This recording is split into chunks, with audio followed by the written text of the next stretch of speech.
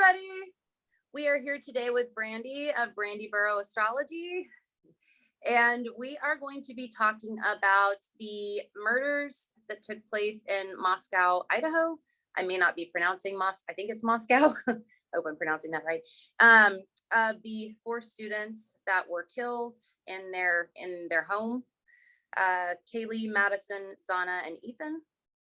We're going to be looking at the astrology, the different charts of the different times that we have timestamps for, the last time that they were seen, the actual time or roundabout time that they were suspected to have passed. Since this case is a fucking weird case. This is a fucking weird case. All of it. And it's something that seems to kind of have law enforcement baffled. It seems to have people that are kind of investigating it on their own, if you will, online baffled. It's fucking weird. So weird. There's some details missing. Yeah. There definitely are, and it's not common to see 4 people taken out and one go like that. It's not, and with a knife. The knife, right? And that's kind of what we were discussing. How does one person, take out 4 victims? Probably maybe they were asleep. They were in bed. We know that. That's what they are. That's what they seem to be assuming anyway, that they would have had to have been asleep. But that's, when I think about, I know that you are into true crime. I'm into true crime. When you think about like murders with knives, like that's up close and personal. Yeah, that's what I call like the passion killing. Yeah, it's something. It's just for 4 people. It's not. I mean, not that I'm running around killing people, but that is not the way that I would. No, it's not what you would think someone would use for a mass murder event. Yeah, especially not in a. Idaho is a pretty pro-gun state, so it's. When I thinking about it like that, it does kind of make me wonder in my mind, is the perpetrator this has crossed my mind, are they somebody who's on probation or parole and can't have a firearm? Are they somebody who maybe isn't old enough to have a there's questions there, because guns, as we know, not going to get political here, but in the US are just widely available. Yeah, right? They are. Yeah, I mean, whether you get them legally or illegally, they're just usually available. So it's odd. And me and you were even discussing, like, I don't know, I almost wonder, is there something sick here? Is this someone who knows anatomy? Is this someone, and you were, this is kind of what we were saying right before we recorded. Yeah, why don't we pull that? We'll pull, why don't we pull, you're saying the 1:45 a.m. chart? Yes, yeah, that for me, look at this. I have like all these charts here, but one, like, that's my starting point for me, and would make sense as a starting point. Okay, let me see. Oh, and that's not it. I'll say we got the 1:45 a.m. from, this is the time that I call the lovebirds, Ethan and Xana or Xana. I don't know how to pronounce it, but this is the time they got home. And then Kaylee and Madison, the 2 best friends that almost look like sisters, that they arrived within minutes. So this is the same type of chart. This is like, basically, this is when everybody, the victims, get home. You were saying the difference between the 2, between the 1:45 a.m. and the 1:56 a.m. chart, was that the Mars was like right on the midheaven, like it's like within a couple minutes or something, right? Correct. Yes. And 1:56 is when Kaylee and Madison arrived home. And yes, same chart, except Mars is actually more aligned with the midheaven. It's right on the cusp. A similar chart otherwise. Okay, so when looking at these kinds of charts from this kind of a lens, right, you want to look at the ascendant and the chart ruler, the representative of the victims, or in a case of like a missing person, the person that's missing, and then the descendant, which is the cusp of the 7th house, that's going to represent like the perpetrator. Yes, and also the moon. The moon would also be automatically for the victims, unless that rulership's being taken by something else. You know, example, like if the descendant was in Cancer, you would have to take the moon for the killer. But in most cases, you can use the moon for the victim as a second rulership. Co-ruler. Co-ruler. There you go. Yep.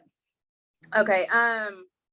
Okay. So in the case of this chart, we're looking at Virgo rising. So that would put Mercury and Scorpio in the third house as the victims. Yes, to represent the victims, right? And then with the descendant Pisces, you'd be looking at Jupiter as the traditional ruler. I would kind of pay attention to Neptune just because it's, you know, right. It's right. You know, it's right there too. Absolutely. I usually use the traditional and then also look at the modern. They'll both give you information, but in this case, yeah, they're right there together, kind of sandwiching. Straddling. Yeah. So what do you think about this? Like they're all getting home, or they're all, you know, getting back to the house. Mm-hmm. They're all, you know, there's some interesting things here. Well, one, the moon in Cancer is a sign of the home, just, you know, a literal representation. They're in their home, they're getting comfortable, getting secured for the night. The victims being represented by Mercury in Scorpio. This, for me, and anything I say here, I'm not saying an exact, like this is what's going on, but this is what, you know, this to me is symbolizing that maybe the male, because Mercury can often represent a young male. It puts in a clue here. Was he the target or motivation? You know, right by Venus and Scorpio in a detriment, which can represent jealousy, affairs. You know, so I wonder, was the killer provoked by the male? I don't know. Possible. Yeah. Mercury is also it's not college students, but it can be younger students. I don't know. Just some throwing out some clues here of what it could represent.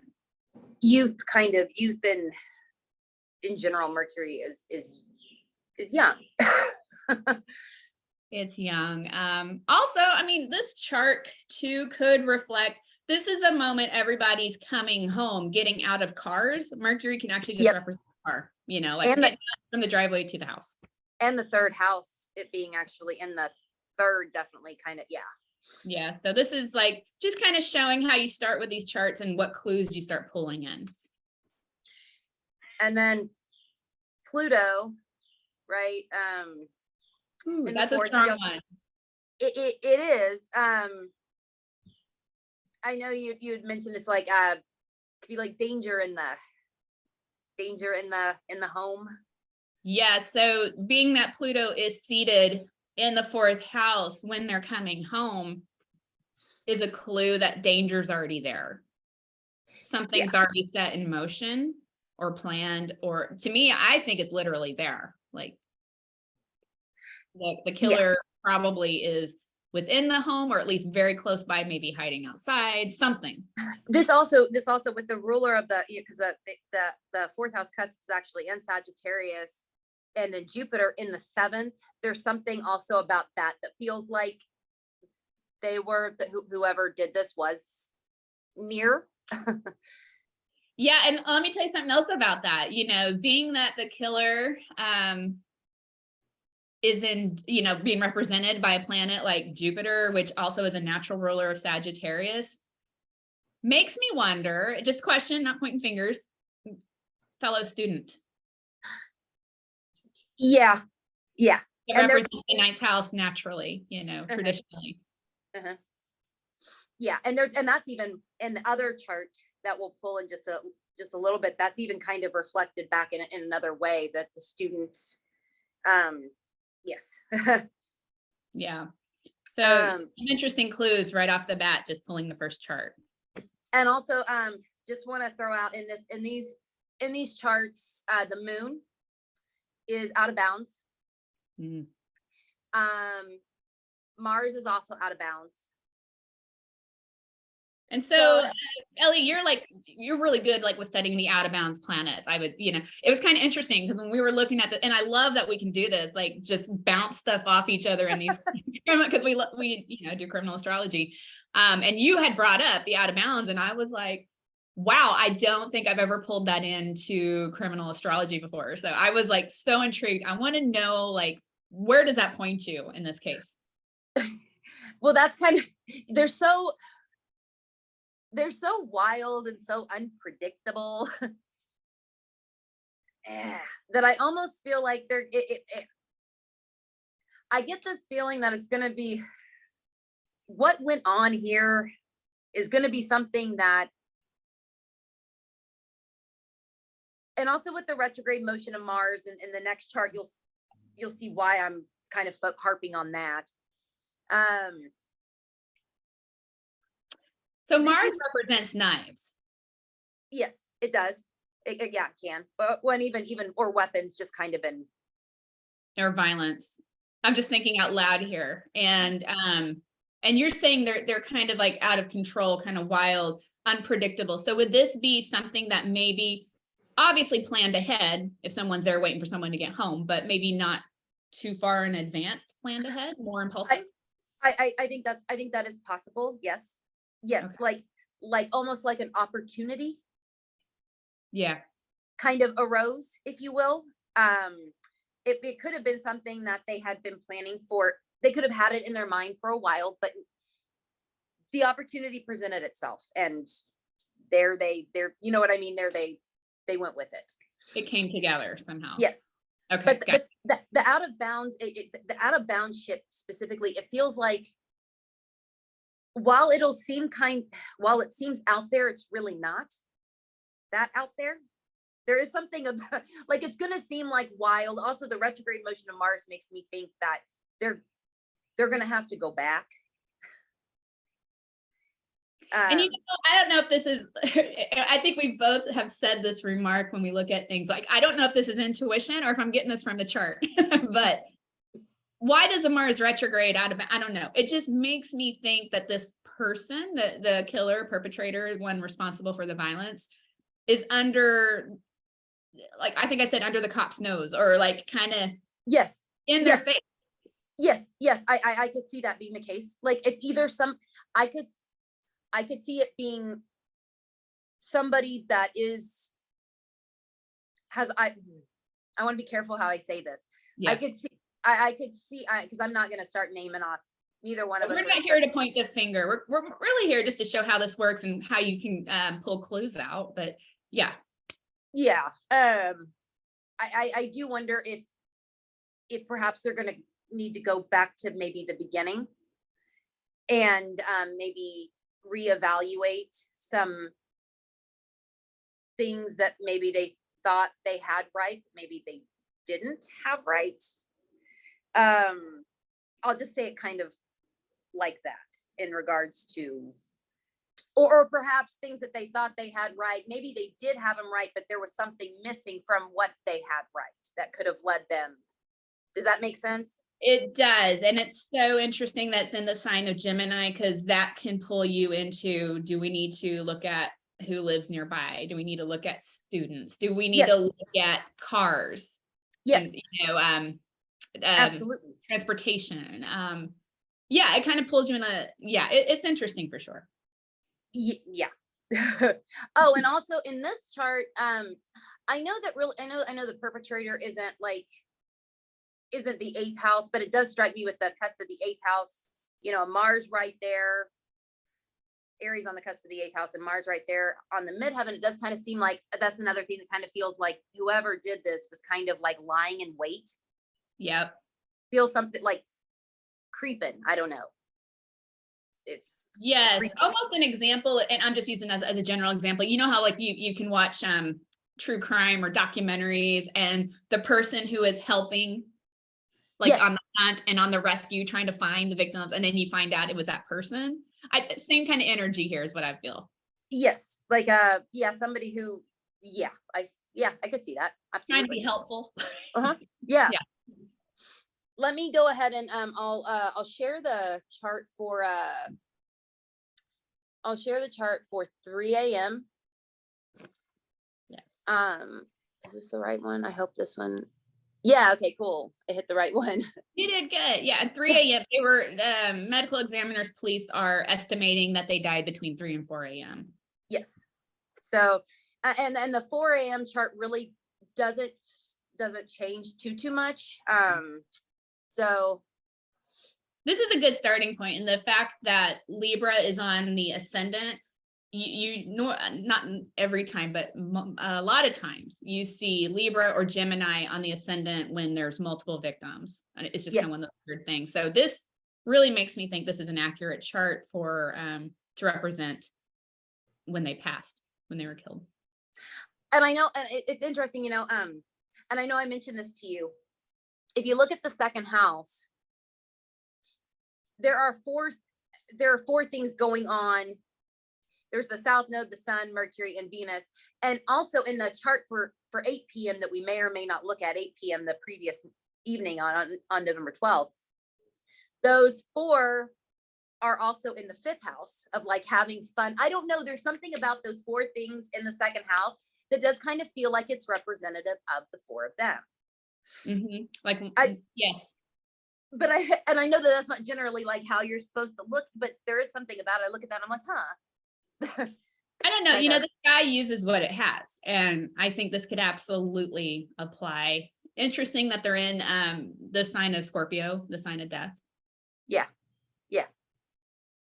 It is a kind of, yeah. There's something about it that kind of clicks or fits. It's a pretty literal chart. Yeah. And then you have the 8th house has Taurus on the cusp, and these sorts of charts for like death, you look at the 8th house as literal death, like the manner of death. Yeah. And here we've got Taurus on the cusp. Taurus represents like the throat, which does make me think there was probably throat slashing, perhaps severing of the vocal cords. So, I mean, supposedly there were 2 other roommates that lived in this house. That's part of what makes this case very strange, is that, you know, there's 6 people in this house. Mm-hmm. The 2 roommates who lived there on the first floor were unharmed, and they didn't hear it. They say they didn't really hear anything either. Now they did live in a party house, you know, so it's like, did they just become accustomed to drowning out the noise? Did they wear, I mean, I wear things in my ears when I sleep because it's like to drown, you know. And it depends on what they were doing. I don't know. I've tried to, there's not a whole lot of information on the surviving roommates, but as we know, some of the victims were clubbing, were at parties. Maybe the surviving roommates were too. And maybe they, you know, you can have a couple drinks and sleep pretty sound. Yeah. You never know. Yeah, totally. But it does, you know, the actual vocal cords getting severed, that would make even more sense for somebody not to hear, you know, not to hear something. And the thing that you mentioned about like somebody who knew anatomy, had a strategy of some sorts, like start here. Yeah. Otherwise, if you're, you know, you start with a victim and maybe, I don't want to get like gruesome, but if you start in a different body area, there's going to be screaming, commotion. You're going to at least wake up the person in bed with you, which is going to wake up maybe other room. That to me seems very strategized. Yes, it does. And and with the ruler of with the 7th house cusp in this chart being Aries, right? Or 7th house, Aries on the cusp of the 7th house, with Mars there in Gemini in the 9th. This also points to like some kind of student, perhaps. There's something else interesting about that 8th house Venus rulership, that you will see Venus at play when someone is killed in bed or asleep, because Venus is comfort, being in your bed. And, you know, being that we can go back and look at the 1:45 a.m. chart and say, hey, there's some sort of danger already in the home when people are coming home. And then this happens around 3 a.m. It makes me think that killer waited for people to go to sleep. Yeah. This is maybe more intuitive. Do you think they were like it definitely feels targeted, but do you think they were like in there, or do you think they were around it? So there's a couple theories here. They could be in there. I think if they're not inside the house, I don't know. I don't know if this is my brain going like too far with it. Then maybe they're in the backyard or in the back of the house or in an alley or in a street nearby. The back of the house would make sense, because I think and there are so many. There have been a lot of things put out about this. I could have this incorrect, but I don't believe the house had a fence. And I don't believe the house, the house, I don't believe it was fenced. And I think there was like a wooded area behind it or something that somebody could have been creeping. I think I could be wrong about, Yeah, there's definitely some details missing where we don't know, but being that at 1:45 a.m., the cusp of the house, which would be the fourth house, is in Sagittarius, which is a very expansive energy, makes me think the house was unlocked, not secured. Yeah. Left kind of vulnerable and exactly some vulnerabilities somewhere. So someone could be outside and creep in. What do you think about other than the perhaps student angle with Mars in the 9th? What else does that make you think about the perpetrator, if anything? Well, we have, I was thinking on this, because sometimes when you see the perpetrator represented by Jupiter, it can mean someone from another country, someone who's not nearby, but then you have Mars in Gemini, which is a nearby location. So I really am not pulled towards someone who lives far away, who is from another country. I'm striking that one out. What if it's somebody who does live nearby, but like, and it's a college town, right? There's a transient population, if you will, just because people come in to go to school and they leave when they're done. Maybe it's not somebody from like Idaho or from like, you know what I mean? Like that would fit someone who, let's say, I'm just pulling a state out, someone who's from Maine, but is residing on campus. Yes. That would make sense for that kind of contradiction, a Jupiter yet Gemini Mars. Possibly, yeah. Yeah. Somebody that's kind of part of that. They are local, but they're not like native, if you will, to. Yes, and they're not permanent. Yes. Yeah, that absolutely. And I just saw this. This kind of happens when we record. I'll be looking at the chart and something will just be like, ding. That Chiron in the 7th house. That's interesting. Have you looked at that? It makes me. I'm almost wondering if they got wounded. I don't, and I know that Chiron really isn't one that is looked at, but it is very close to it's close to the 7th house cusp. So it's kind of like, it does stand. What do you think about it? Yeah, I don't always pull in Chiron when I'm looking at these charts, but the fact that it's in an angular house, it's pretty close to the cusp within, well, I'm trying to do the math, 4.5 degrees or so, or maybe 5. Yeah. So being in the 7th house, and I've seen this in other markers as we've looked, I almost wonder, is this someone who liked one of them? Is this a crush? Is this an ex? Is this someone who has romantic interest? Is this someone who was rejected from someone? Not pointing fingers. I'm just, that's what Chiron in the 7th would first pull me to. And being in Aries, very angry. No, there are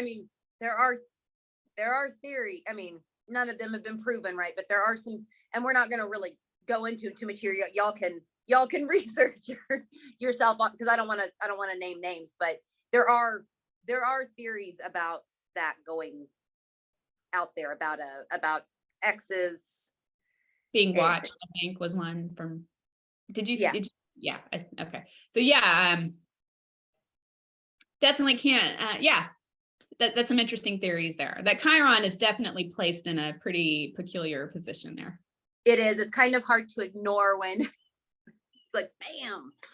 Bam. What, And what about the moon in the 10th? I mean, the 10th can be like, it can be like law enforcement, how they react to it, how they handle the case, how the public perceives it, perceives the case. I've also seen it as the home of the perpetrator.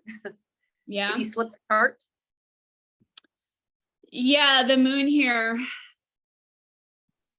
being that in this case, we get to use the moon for the victims as a co-ruler, being in the 10th house at the time of a death, makes me wonder if the killer wanted this to be visible. Is this a sign to someone? Is this a statement? Because 10th house is very visible. Yeah. And it's a luminary. And so it makes me wonder, and most killers are sick, right? It's not like, oh, this killer happens to be sick. Most of them are. But like, this is like, I think the attention from it is very invited from the killer. Could be. Yeah. Because it's very, I mean, this is also, it's very. Let's go back to that home theory. The killer's home. And here what has baffled me. Poor Ellie. I'm like blowing up her messages this morning. I'm drinking coffee and I'm like, wait a minute. I'm seeing something in these charts that is not making sense. So generally speaking, when we're looking at criminal charts, when you see the planet representing the killer being placed in the 7th house, this is usually like, oh, something about being on their turf. And I'm like, this whole time, if you look at like the 1:45 a.m. chart, the first chart we looked at, Jupiter, Neptune, right on that 7th house cusp. Now we got the moon in what is looking like what could be represented as a killer's home as well. Someone who identifies with this home, is it that they think they have a right to be there? Is it, in generally speaking in astrology, someone who would live there, someone who, someone who is identifying with this home? Or at least at the very least felt comfortable there, maybe was invited there, welcome there. Was at home in some sorts. Yeah, exactly. Invited. That could absolutely apply. Yeah. Yeah, because it doesn't, I mean, it could literally be the home of or it could just be somewhere that they were comfortable. They allowed, if you will. Because normally in criminal astrology, when you see the perpetrator on someone else's turf, on the victim's turf, you get first house stuff. Yeah. Going on. And this is like completely going to, that's another interesting, like there's so much about this case that baffles me. Yeah. Yeah. Cause it's the whole, none of it's common. I mean, none of it's like a regular sort of case. It's yeah. Do you want me to share any other charts? Yeah, absolutely. Okay. Which one do you want to? And one thing we can do, I use 145 as a starting point, so we can take those rulerships and backtrack. So we pulled like a 8 p.m. on November 12th chart, and this is when let me see, I'll share the lovebirds. Ethan and Xana arrive at I think it was a party, a college party. Yeah, I have this one for 8 p.m. Yeah, and this is when it's reported their timeline up until the unfortunate events happen. But they arrive at a party around this time, which we know this is an accurate chart because we're looking at Mercury to rule them because of the 1:45 a.m. chart, and it's in the 5th house of partying, having fun. Jupiter is in the 10th house, which is our killer here, and 10th house is very visible. I wonder if they're being watched. I think they definitely, yes. I think it's very possible that they like watched in plain sight, kind of. Yeah, and look, you got Pluto in the 7th house here. Again, in the relationship stuff, I wonder if they're some romantic link or jealousy or wanting to be with someone or. Yeah. I think, what about the moon in the 12th? Yeah, that's basically a 12th house can also be looked at when you're looking for signs of death or death occurring. And to me, this is like plans already set in motion. The inevitable's going to happen. The death pattern kind of. beginning. Yeah, and Mars is there too in the 12th. Plans are made. Yeah. Yeah. And Saturn in the 8th. That's also, when you're looking at charts and you get Saturn in the 8th house, not a good testimony of someone who's going to escape danger or death or This also kind of the watch, there's something voyeuristic about, like with the ruler of the 7th house in the 8th. This does make me think that, I don't know, there's something kind of creeping about this as well, even if it was in plain sight. Somebody not, maybe they are hidden, but I do think they are in plain sight. almost like Jupiter. stalking. Not stalking, but kind of watch. Yeah. Yeah, like a coveting. Even if it wasn't like, quote, stalking in the traditional sense, a coveter of sorts. Coveting. Yeah, I think so too. Almost like getting more pissed off the more they're watching this, even though they already know what they're going to do. Yes. Yeah, I could see it kind of. Yeah. Yep. I don't know why I'm looking at that Neptune in the 9th too right now.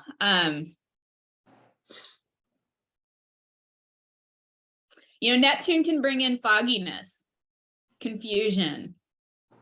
Is this someone that these people thought was their friend? I'm just pulling out more and more. This is like how there's something interesting about that in the 9th house, which would be school, and they're at a sorority party, I think. So it's like, I think that's, yeah, the fogginess. I think that's very likely. It also makes me wonder if we're looking at like Jupiter here in this context for like I'm wondering if there could, they were partying, so there very likely was some sort of substance involved of some kind. Yeah, you're right. Yeah, and Neptune definitely could be like the inebriation. Can't even say it. Inebriation. Yeah. But yeah, for sure. And it could be like drinking too. And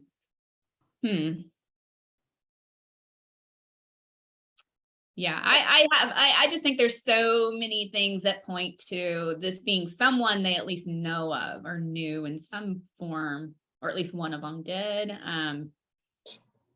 Yeah, I'm gonna go ahead and I have people have tossed out the serial killer theory.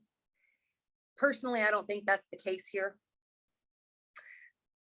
This to me does, it feels much more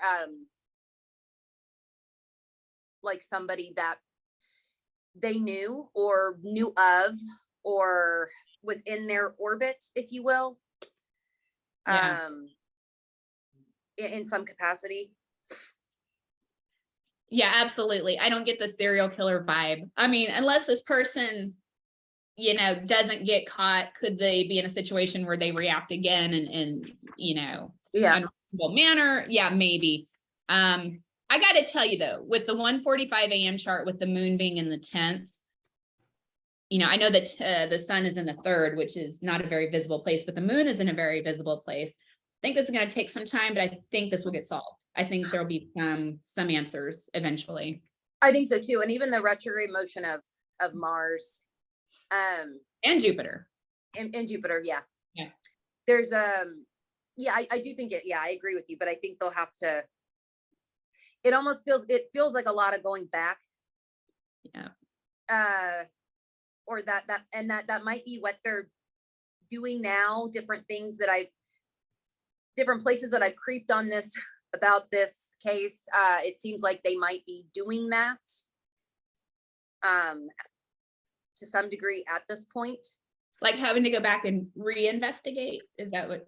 It's kind of seems that's what it seems like anyway. I know I was on the subreddit for this last night, and I'll just say they were going back into the house and coming out with bags. So, and and where they were doing that is kind of interesting too. I'll just leave it at that. If anybody wants to look into that, but they were in a specific part of the house. It's kind of like, I wonder, but maybe when it's solved, we can come back and re-record with the Yeah. info comparing. Yeah. No, we Like should do talk a that. little- We should do that because anything that maybe wasn't totally accurate, we can learn from it. And then if there were some things that were really, really accurate, it's like, hot damn, you know? Yeah. Yeah. Yeah, absolutely. But I think, looking at a case that hasn't been solved yet and using the astrology is such a good example of how astrology can give you clues, show you kind of, hey, look at this, don't roll this out yet. I wish more police departments would hire astrologers, like, especially in cases like this, where they're like, I don't know what's going on. Doesn't hurt to get more clues. And No, it doesn't. No, it totally doesn't. And I almost, and I could be wrong about this, but I almost feel like some police departments do, they just don't talk about it. It's just not something that they would advertise. I did have someone off duty contact me about a missing person's case. Did they? And they they weren't too happy with what I was telling them, because I'm like, you need to look where the car was found. It's kind of all I'll put out there. And they're like, no, we've already looked. I'm like, no, you need to look. And anyway, they kind of brushed it off, never got back with me. So later on, I kind of looked up, did a search, and the person was found near the car. So Yeah. people will use, they never followed up and said, yeah, you were right, but that's okay. Well, but you at least you found out what you had to say. I wonder why they didn't want to hear it. I just think in their mind, they had a different theory and they didn't want to waste time or resources, maybe. But I mean, there's a validation there for you knowing that, okay. This works. But yeah, it's, so yeah, I think some are open. It'd be nice if they, like, on their payroll had an astrologer. Yeah, I'd love to go work at the police station and just be like pulling charts. that would, yes, it'd be like fascinating work to do all the time. Yeah. Be wonderful. But yeah, we'll have to just see how this case develops. It'll be interesting for sure. Yeah, it will be, and I think there'll still be some time before anything concrete is figured out. But before we head off, I do want to say to anybody that might be watching this that has any sort of ties to this case, to the people that have passed, we are so sorry for your loss, because this whole thing is just absolutely tragic and awful. And astrologers like me and Ellie, we look at these charts to, in a way, serve. We're trying to be like, oh gosh, here's where you need to look, because more than anything, I would love to see closure in this case and justice. Yeah.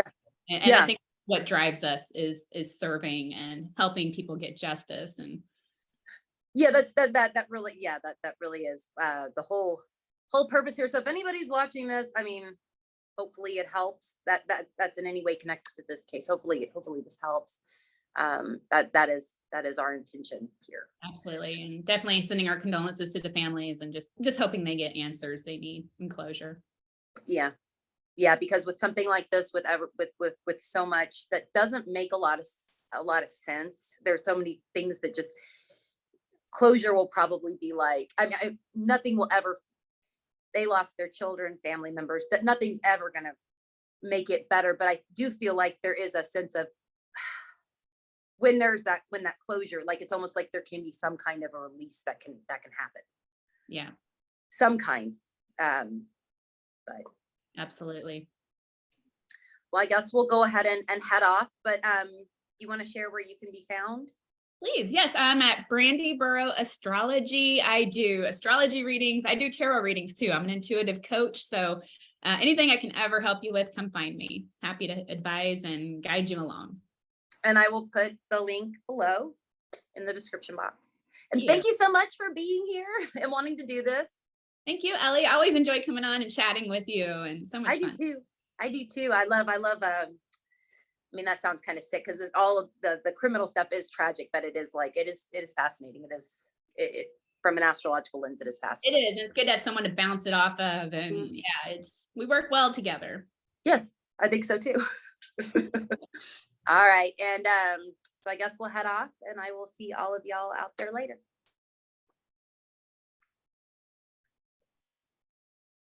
Okay, well, let me